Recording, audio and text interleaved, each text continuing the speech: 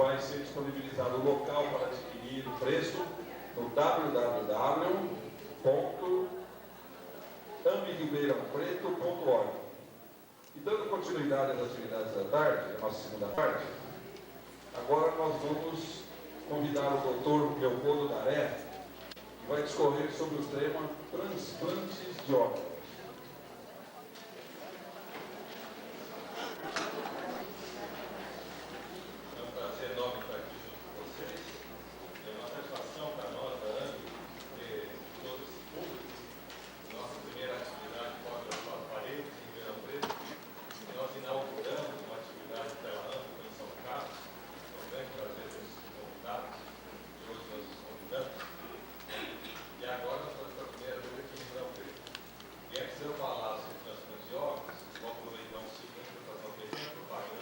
De outro trabalho, não a ANA em si, mas o Grupo de Oradores de Ribeirão Preto e Sociedade Espíritas de Ribeirão Preto, que estão organizando para o ano que vem, que é Caminhos para o Espiritismo. Nós vamos ter no Centro de Convenção de Ribeirão Preto, que é esse em frente ao São Francisco, meia quadra daqui, vai ser das 8 da manhã às 8 da noite, com mais ou menos 24 palestras em 2 salas simultâneas, feitas por oradores de Ribeirão, e teremos 3 convidados de fora. Vocês poderão, em dezembro, ter mais informações no site www.caminhosparoespiritismo.org.br. Nós estamos abrindo o hot site, em dezembro já deve estar no ar. Em seguida, vocês também vão ter informações aí para onde divulgar em Ribeirão Preto e região. Sobre o transplante de órgãos, eu quero dizer que vou apresentar uma hipótese de um médico espírita. Não existe nenhum consenso sobre o assunto. Eu acho que é interessante a gente observar que muitos problemas éticos que a gente tem na medicina atuais, não dá para dizer que estava escrito aqui, estava escrito lá. Além do que, nós como espíritas sabemos que o espaço deve estar aberto à discussão para novas ideias. Se a gente não estiver aberto para novas discussões, para os novos conhecimentos, nós não vamos ter então uma doutrina que progride. Nós vamos ter uma doutrina dogmática estacionada. Então, eu vou aproveitar para apresentar a minha opinião pessoal, junto com o que eu conheço por ser médico e por ser espírita.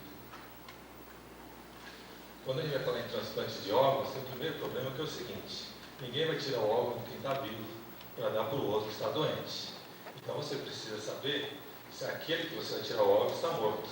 Mas aí você tem um outro problema. Se você esperar ele morrer por inteiro, não vai ter órgão nenhum para você dar para o outro. Porque se o órgão que você for dar para o outro também estiver morto, não vai funcionar. Então é uma situação complicada de transplante. Você vai tirar um órgão que não está morto de alguém que está morto. Isso só é possível porque hoje em dia a gente sabe que morte é um processo gradativo. Não existe o morrer de uma vez só. Muitas vezes a gente fala, e nós sabemos muito bem, né? Morreu às 17 horas e 35 minutos. Mas não morreu às 17 horas e 35 minutos. Nesse horário é que a equipe médica foi e disse que ele morreu. O processo de morte começa antes e talvez continue depois. Então, quais são as primeiras partes do nosso corpo que morrem? A primeira parte que acaba morrendo é aquela que está doente, que causou a morte. Mas o primeiro a sentir o processo de morte são os tecidos nervosos. Os últimos são partes da pele e alguns músculos. Então, ela vai parte a parte, não vai tudo de uma vez só. E aí eu vou apresentar 2 situações distintas. Se a gente for pensar na Idade Antiga, e aí, por exemplo, Hipócrates vai descrever como você sabe que alguém está morto. Ele precisa saber se alguém está morto. Então, a descrição dele, aqui eu só coloquei alguns pedaços, é o que a gente chama de cadáver. Então, ele é pálido, está seco, está enrugado, a coloração dele é escura, acinzentada. A gente observa que essa descrição de mortes também vinha junto um comportamento da sociedade. Porque a morte era vista na época antiga como a evolução da vida. É normal morrer. Morrer faz parte de quem está vivendo.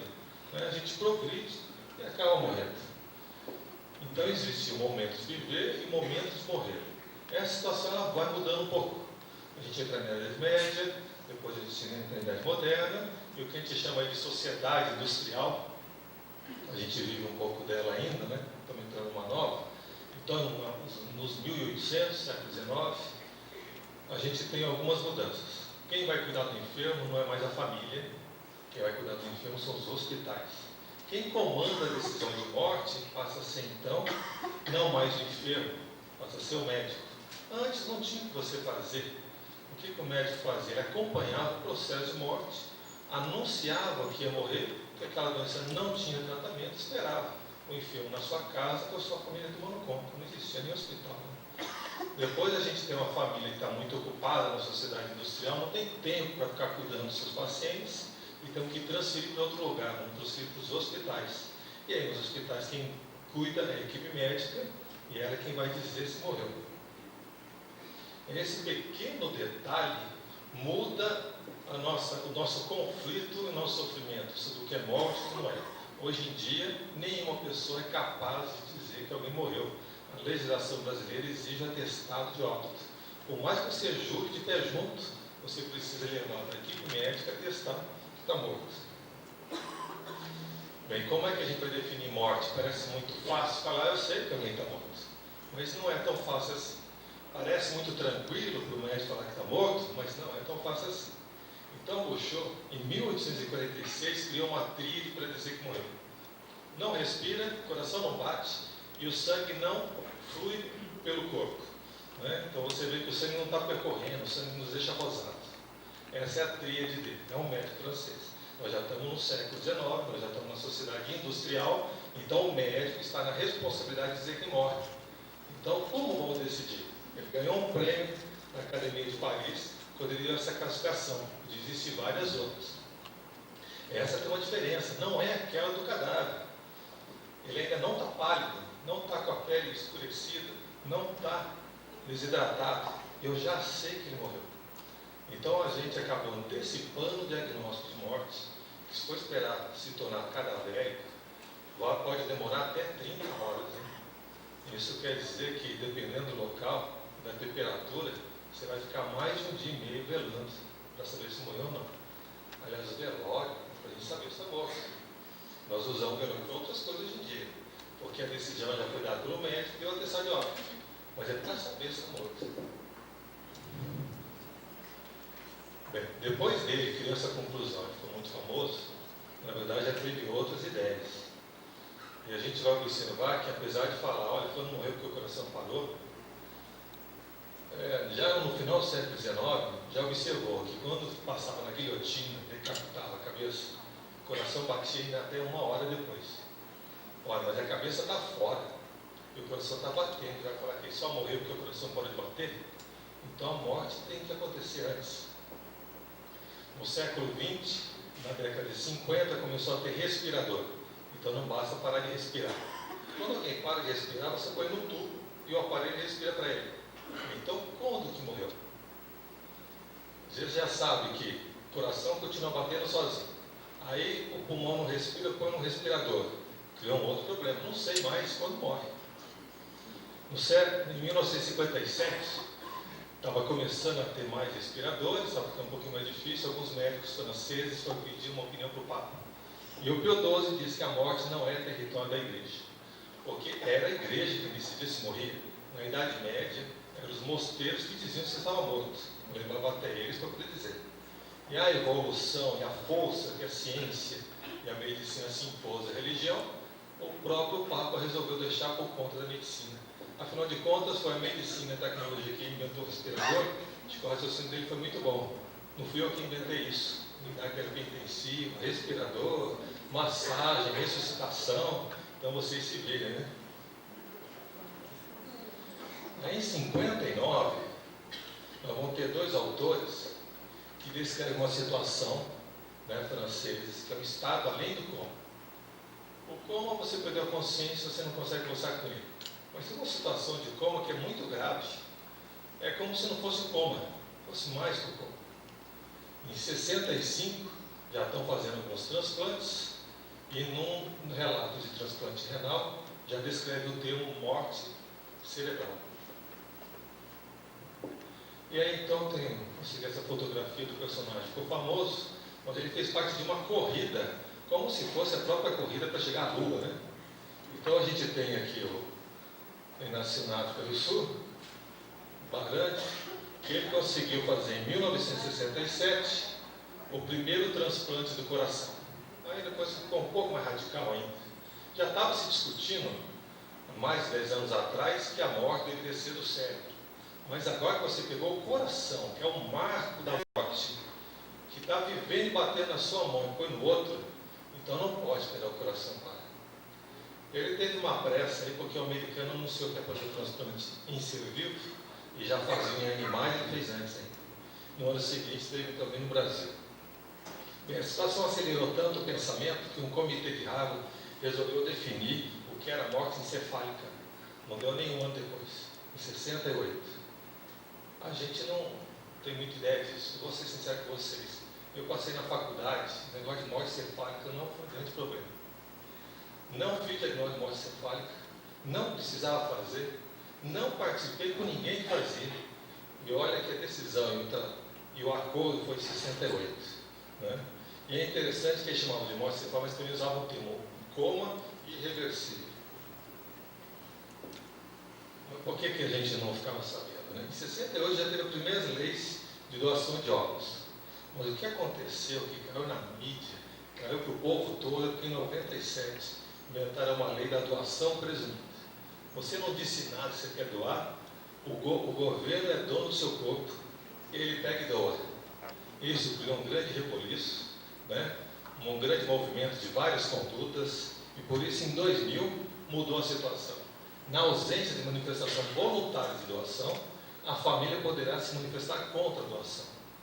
Então deixou de ser doação presumida, vai doar e pronto, e passou a ser uma doação em que a família decide, a não ser que você tenha dito que você quer doar, né, e registrou isso antes.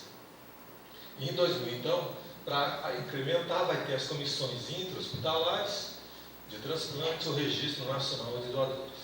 Então, hoje a gente vive um momento no Brasil em que, apesar da eficácia de doação não ser tão grande, ela está muito mais organizada do que ela estava em 68. Um dos motivos da organização dela é porque inventaram uma lei torta e a sociedade se rebelou. Mas o rebelar da sociedade ajudou a melhorar o transplante. Né? Se todo mundo tivesse ficado quieto, não tivesse dado em nada. Mas agora estão bem mais organizados. E por que a morte encefálica e não cerebral?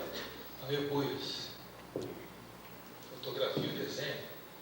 Essa parte cheia de voltas aqui, que aqui é uma fotografia, é o que a gente chama de cérebro. Mas aqui é feito um corte, você vê que tem essa parte que chama tronco cerebral.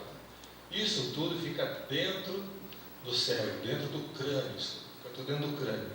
Então isso é chamado de encéfalo. Essa parte do tronco cerebral, que não é o cérebro em si, ele é fundamental para manter nós respirantes, entre outras funções de sobrevivência. Por isso que quando você está em coma apenas, você não está em morte encefálica, porque você é capaz de respirar e fazer produção de alguns hormônios, né, que definem que não está em coma. Então, os critérios de diagnóstico, primeiro é uma causa não pode ser conhecida, tem que ter as causas reversíveis do coma, vários medicamentos entram na lista, não pode ter alguns reflexos que a gente fala que é do tronco, feito por 2 médicos em intervalo de 6 horas, e tem um exame complementar. Esse é para ver se está tendo descarga elétrica no cérebro, ou para ver se o sangue está chegando até o cérebro. Esse procedimento se tornou, posso dizer, mundial, mas isso não quer dizer que é unanimidade. Poderia chegar e parar e falar que acabou nisso, né? Mas sempre existe uma dúvida na medicina. E uma questão é da penumbra isquêmica. Será que a gente pode deixar a isquemia faltar irrigação? Será que pode faltar tanta irrigação que a célula do cérebro funcione igual se tivesse morto, mas ainda não morreu de tudo? Será que pode estar no meio do caminho? Então a discussão médica existe e a gente convive com elas. Uma vez um paciente falou para mim assim, não, mas eu queria ter certeza se eu vou melhorar. Eu falei, não tenho. Eu falei, então não dá certo? Eu falei, não, eu não tenho certeza, trabalho com chance, probabilidade. Eu acho que esse é o melhor caminho que eu tenho para oferecer. É isso que eu sei fazer e que pela minha experiência, pelo meu conhecimento, vai ser o melhor. Mas certeza e garantia não pode dar. É igual alguém que pega a bula do remédio, tem uma lista gigantesca. Ele fala assim, vai acontecer tudo isso aqui comigo? Não, não vai. Pode acontecer algum desses? Pode, não pode acontecer nenhum. Ah, mas está tudo escrito aqui. Está escrito. Está escrito que ele quer se livrar, porque 0,1% dá isso, não sei o que dá outro. Então, a gente tem sempre dúvidas. Se a gente não tivesse dúvida, nós seríamos perfeitos. E a falta de humildade faz a gente ter certeza. Então, na própria definição de morte encefálica, existem algumas discussões. Só que a gente não pensa muito nisso, mas quando a gente faz o diagnóstico de morte com parada cardíaca e parada respiratória, também havia dúvidas. Quanto tempo eu vou tentar fazer ressuscitação dele? 15, 20, 25? Quanto tempo será que pode o cérebro voltar a funcionar? Ele pode ter vida ainda. A dúvida era tão grande quando se tinha esses conceitos, que o velório era para isso.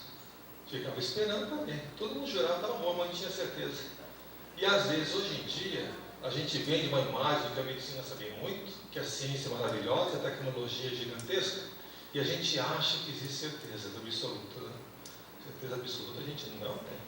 A gente trabalha com conhecimento que aumenta e que nos cria dúvidas do que a gente tinha certeza. Mas essa definição de morte encefálica, ela é praticamente unânime na prática. Né? Existem alguns questionamentos.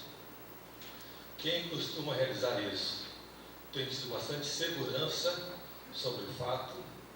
Acredito que é o melhor caminho, a melhor solução que no momento a gente tem em mãos para definir se alguém morreu ou não, para definir se existe morte ou não. Mas com certeza os anos vão passar e nós vamos refletir e vão ter novas informações. Isso não tem a menor dúvida. Mas a gente vive o momento. As nossas oportunidades são essas. Se vão surgir novos tratamentos que podem melhorar e recuperar alguém que hoje em dia a gente está morto, vai ser mais para frente. Como quem parava o coração em 1800 morria. Não tinha ressuscitação não. Desfibrilador, adrenalina na veia, eletrocardiograma, não tinha nada disso. Então hoje em dia não pode falar que parou o coração, morreu, né? Tem mais uma chance. Mas daí a gente é espírita, e a outra pergunta que a gente tem é o que é a vida? Eu quero falar da morte, mas a vida é o quê? Não é? Às vezes a gente fala assim, vida é a morte, a ausência da vida, e a vida não sei o quê. Mas para nós a vida começa na reencarnação. E Kardec escreve em A Gênese que inicia a ligação nosso espírito quando une o óvulo com o espermatozoide. Ali já começamos a ligar molécula a molécula, ponto a ponto, através do nosso perispírito. Completa quando a gente nasce. Vocês têm uma ideia? Quando Kardec lançou a primeira edição do Livro dos Espíritos, a resposta era: o espírito se liga ao corpo na hora que nasce. Aí ele mudou na segunda edição, que é 3 anos depois. O espírito se liga ao corpo no momento da concepção e se completa no nascimento. Porque o conhecimento muda. Você tem várias opções para decidir. Né? Ele se sentiu mais convencido com mais informações espirituais que era no momento da concepção. Então a gente aceita que o espírito começa a se ligar na hora que o espermatozoide juntou ao óvulo. Mas não acabou a ligação. Né? E essa ligação é feita como? É feita às custas do fluido vital. É o fluido vital que tem no ovo, que tem ali na ligação do óvulo com o espermatozoide, que atrai o perispírito. Não é o espírito que quer chegar e falar, eu vou ligar aqui. É uma ideia que eu acho que não é muito aceita por todos os espíritas, não. Mas então, o que é o fluido vital, já aquele que liga? Aliás, por que chama fluido vital? É porque dá aquilo que chama vida. Eu não sei o que é vida, mas se tem vida, tem fluido vital. Então, Kardec propõe que é como a eletricidade animal, uma terminologia da época. Né? Mantém o corpo com fluido vital pela ação dos órgãos. Não é o espírito que mantém o fluido vital no corpo. São os órgãos que mantêm. O fluido vital é dado pelo corpo e mantido pelo corpo. Não é dado pelo espírito, nem mantido pelo espírito. Essa é uma ideia crucial que não é de acordo com muitos espíritos. Né? E quem achar que eu estou enganado, fica à vontade para contra-argumentar. Nós podemos ler os livros também. Aí o que é a vida então? Para confirmar mais, ainda na Gênese, Kardec diz que a vida existe sem espírito. E dá um exemplo, as plantas. Também não é acordo com todos os espíritos. Muitos espíritas dizem que existe um princípio espiritual nas plantas, nos minerais, a gente pode mudar de opinião. Kardec escreveu há 150 anos atrás. Mas eu gosto da opinião dele. Eu sinceramente acho que isso que ele escreveu é mais coerente com o que a gente vive hoje. E aceitando essa ideia de que a vida existe no meio material, na vida orgânica, pela presença do fluido vital, a gente pode explicar diferente. Cultura de células, células embrionárias, por aí vai. Então existe nas plantas. Então como é que é a morte? Se a vida tem que ter fluido vital, e eu reencarno, eu estou me ligando a esse corpo, graças ao fluido vital que ele tem, quando é que acontece a morte? Que para nós a desencarnação é o contrário, né? Então o espírito sai do corpo quando o corpo perde vitalidade. Isso quer dizer que, não, mas eu fico deprimido, eu consigo matar. Você consegue. Mas primeiro você tem que destruir o corpo. Então a gente mentalmente pode danificar o nosso corpo, a ponto dele não render mais fluido vital, e a gente consegue se desencarnar. Mas você não simplesmente diz, eu vou embora.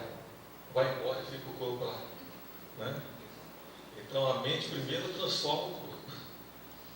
E a separação, como é que é? A separação é indolor, pelo menos a propósito dos espíritos. Não dói a separação. Quando nós estamos desencarnando, o nosso perispírito está se desgrudando do corpo físico, não existe dor. E ele se desprende gradualmente, pode ser minutos, ou pode durar meses, ou não é anos, não é anos, é meses apenas. Porque ele reafirma no 62 que a perturbação do espírito na morte é que é de horas a anos. Então uma coisa é a parte física, o nosso perispírito vai se desgrudando do corpo. Outra coisa é a perturbação que o espírito fica. Então perturbação pode durar anos, centenas de anos. Mas o desligamento físico, aquele negócio que o espírito está grudado, não está nesse corpo, ele vai durar no máximo meses. E essa é uma diferença importante. E fica assim, mas aquelas descrições, sempre fica essa pergunta, que fala que ele estava sentindo frio, que ele viu o corpo dele em decomposição. Kardec faz um esforço enorme para explicar isso, para dizer que é a impressão que o espírito tem. Ele até reafirma, não é ligação física. O espírito não recebe as sensações do corpo. É a visão dele do momento que faz achar que é desse jeito. Se a gente é capaz de sentir coisas só porque a gente imagina, se a gente pode achar que está frio e sentir frio, por que desencarnado eu não posso? Se eu posso ter dor no estômago, eu estou ansioso, por que desencarnado eu não posso sentir dor também? Então o espírito, ele sente que tem. É uma impressão que ele guarda, mas não é físico, né? Ele se lembra ainda como vivo. E isso que é a perturbação. Aliás, a perturbação do desencarne, às vezes eu acho complicado de entender. Se a gente acorda de manhã, nós não estamos nem acordados nem dormindo. A gente está perturbado. A gente não sabe onde está, que dia que é. Se descobrir, a gente não sabe nem o nosso nome, né? Fica uma confusão danada, até a gente parar e falar, opa, eu estou no Brasil, esse aqui é o meu quarto, né? E se a gente estiver num lugar que não é habitual, ainda a gente demora mais tempo ainda. A gente está perturbado. Se encarnar essa perturbação, pode durar minutos ou anos. A gente vai ficar perturbado. O desencarnado que não sabe que desencarnou. Os encarnados que não sabem que ainda tem mais o corpo físico. Os encarnados que vivem a lembrança do momento antes da morte, né? Ele vê o clarão do acidente, ele vê o tiro, ele sente a dor no peito da facada, ele fica parado na mesma memória. Outros então não ficam no momento da morte, eles ficam lembrando uma coisa agradável. Eles ficam vendo um terreno, umas árvores balançando, as pessoas que não falam com ele, sempre o mesmo terreno, sempre as mesmas árvores. E ele não tomou consciência do que ele é. Ele está perturbado. O começo da perturbação é total inconsciência. Não sei nada. É igual o pessoal que faz cirurgia, né? E aí, cirurgia doeu? Não deu nada. Claro, você tomou anestesia. E ainda, se descuidar, a gente toma um outro artifício médico. Você dá um remédio para tirar a dor, você dá um para ele dormir e você dá um para ele não lembrar. Não sei se funciona. Quem não sabe fica sabendo. Temos que tirar a memória. Ele lembra antes e lembra depois, lá não lembra nada. Então, se a gente, como espírito, e essa eu acho uma resposta muito interessante, está na 162. O espírito perde a consciência de homem com a morte do cérebro. Essa resposta de Kardec, você vê, já tinha passado a ideia do Bouchot da morte cardiovascular. Kardec está ali no meio do momento. Por isso que ele pergunta, quando é que morre? E ele já sabia das guilhotinas. Os espíritos respondem que o homem ainda vive uns minutos até que o cérebro morre. Alguns não, alguns perdem a consciência antes. Né? Ele vai ver que vai ser guilhotinado e já se desliga. Ele não sabe o que aconteceu. Ele não morreu. Ele perdeu consciência, como se tivesse desmaiado. Agora chama atenção que diz que o espírito perde a consciência. Diferente que você está num coma, que depois o espírito volta, né? A pessoa volta, acorda, tem experiência com as mortes. E ela conta.